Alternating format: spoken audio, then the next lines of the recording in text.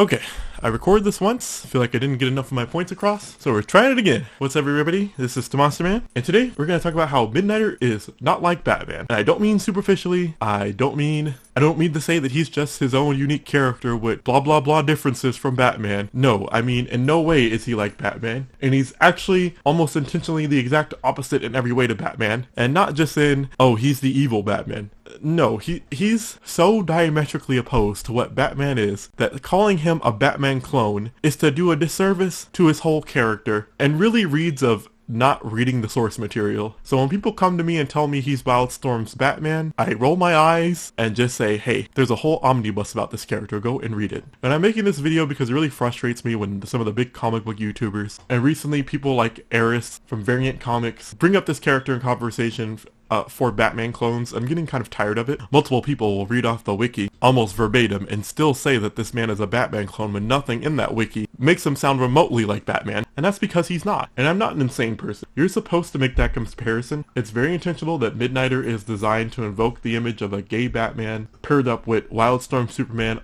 Apollo, which again is not a very apt comparison because there are better Superman stand-ins than Apollo in the Wildstorm universe, but that's all the comparison is. It's surface level imagery. Nothing about this character resembles Batman. And I want to be clear, this isn't me saying that other Batman stand-in characters like Moon Knight or Night Thrasher or Darkwing aren't Batman stand-in characters. There are multiple Batman-isms in those characters that simply don't exist for Moon Knight. You'll find that Batman stand-ins are often rich or come from rich backgrounds, have tragic pasts, and typically don't have powers, and Moon Knight just doesn't fall into any of these categories. But I really want to break down what makes him different, so let me just start with explaining the character a little bit. For those who don't know, Midnighter is one of the core members of the Authority, and he probably is the deadliest member of the Authority. I know people want to point to, Batman's contingencies and plans, but Batman is not the deadliest member of the Justice League, wouldn't even come close. If half of the Justice League turned on him in close proximity, he'd probably be done for. Midnighter's not that way. But I'm getting ahead of myself. Let's talk about Midnighter's origin. He doesn't have one. One of Batman's biggest defining traits is his tragic backstory where his parents were killed and that motivated him to be a good person. We don't actually know anything about Midnighter's backstory, nor does Midnighter know himself. Depending on what canon you look at, Midnighter has two possible backstories, which are both equally vague. I believe in the DC canon, he at one point gave his backstory as being experimented on by aliens similar to Apollo, but this was later confirmed to not be true. In the Wildstorm universe, Midnighter was experimented on by Henry Bendix at the same time as Apollo, and they both got rid of their past in order to undergo this experimentation. And the plan was to make superhuman heroes that would basically work for Henry Bendix. And Midnighter and Apollo weren't the only experiments, but they were the most successful by far. To this day, Midnighter has not recovered any prior information about his past, even though he has had the resources to do so, as under the Authority he has had full control over the world on more than one occasion, and constantly has some of the most intelligent minds in his circle at any time who could have restored this information. But Midnighter's past is of so little consequence to him that he rarely goes out of his way to look for it. Unlike Batman, he doesn't even keep a consistent secret identity. He'd much rather go and be known to the world as Midnighter than any normal name. He'll use an alias like Lucas Trent when the time calls for it, but these moments are few and far between, and people often find out exactly who he is because, again, secret identities are meaningless to him. He is one of the deadliest in the world, and he knows it. Knowing who he is won't get you very far with the Midnighter. This memory loss isn't a core part of his character, as Midnighter has only been seen even attempting to look for his past life in some of his solo series, and he's been published in way more team books than any solo outings. So I think it's justifiable to say it's just not that important to him. Even when he did look for his past in the Wildstorm solo series, it was more about finding happiness in a normal life rather than actually reclaiming his old identity. as he rightfully suspected from the start that the information he had gleaned about his old identity wasn't actually correct, and it wasn't. So unlike Batman, he's not trying to lead two lives most of the time. He's just trying to be Midnighter, stopping evil wherever it is, and seeking out conflict because it's basically a hobby for him. He loves killing the bad guys. That's who he is. And there's no dual life or dual personality to speak of with him. But the differences don't stop there. A lot of times you'll see with Batman clones that they have a higher intellect, or often detectives. Moon Knight operates as the detective at times, especially with his taxi driver persona and his wealthy persona to glean information from people he's tracking. Night Thrasher has also been known to be pretty good at investigation and being a self-made kind of genius.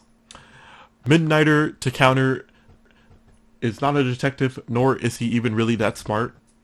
While Midnighter is capable of going undercover and digging up information, it's not his preferred method of solving problems, and he definitively isn't great at it, as in one instance, he is pulled into the future to glean information about an oncoming apocalypse, and he does not get that information, nor does he stop the apocalypse, which is the Authority World's End, pretty much came to pass.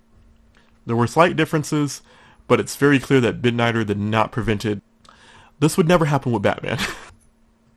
We have to give Batman credit. He usually gets the job done when he's motivated. Any intelligence Midnighter displays is actually due to his neural supercomputer that predicts outcomes for him, which is his trademark ability. If Midnighter doesn't consider how to do something, he doesn't naturally know how to do it, and he hasn't shown any particular aptitude for creating gadgets or tools to support others. And it's typically depicted that his supercomputer is solely for combat. It doesn't really predict other things. And let's touch on gadgets for a second, because most Batman stand-ins will use gimmick gadgetry, like their own version of batarangs or grappling hooks, and Midnighter just doesn't really do that. Midnighter's go-to weapon, outside of just his fists, is a telescoping staff, which happens to be a real weapon with no insignias or weird designs, and that's actually something you'll see on Midnighter a lot. If he uses a weapon, it's probably something that actually exists, like a throwing star or katana, not some oddly shaped batarang or throwing object.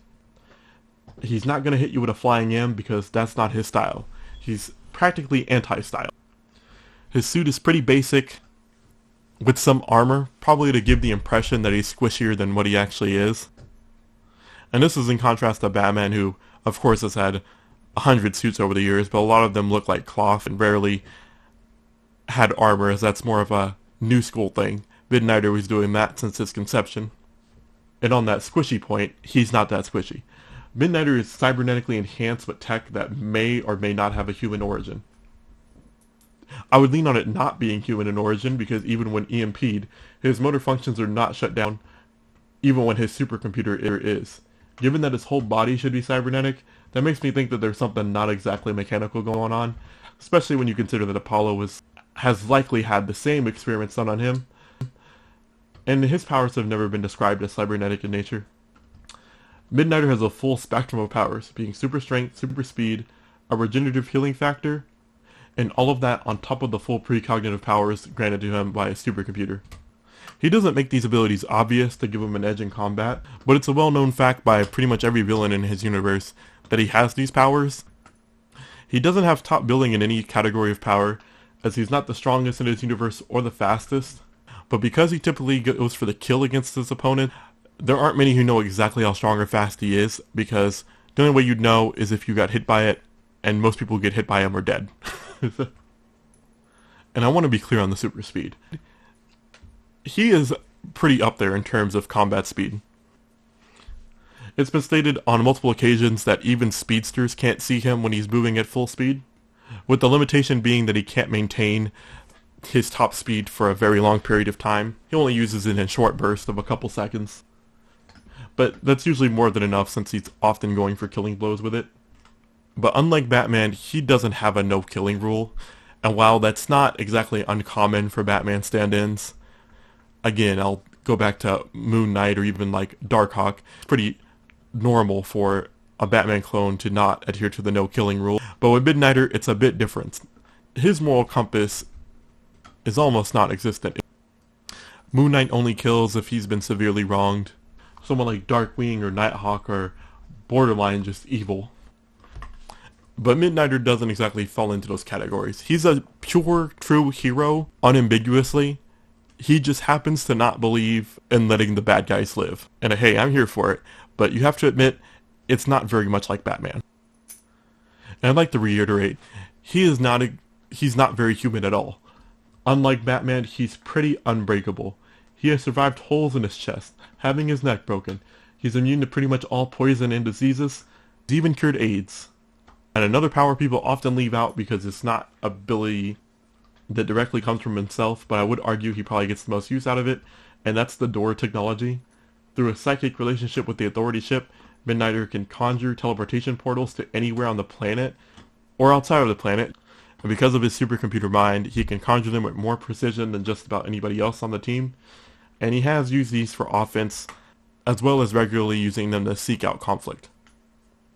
And that's another difference with him. Midnighter has no one city that he protects. He defends the world. There is no Gotham that's associated with Midnighter. The most common association is with the Authority, which is a world superpower. They stop crime everywhere, not just the US.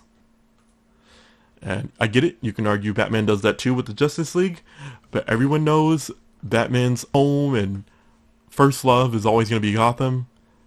Midnighter doesn't have those kind of associations. But let me touch on his trademark ability, because a lot of people are going to say, oh, Midnighter's superpower is just the same as prep time.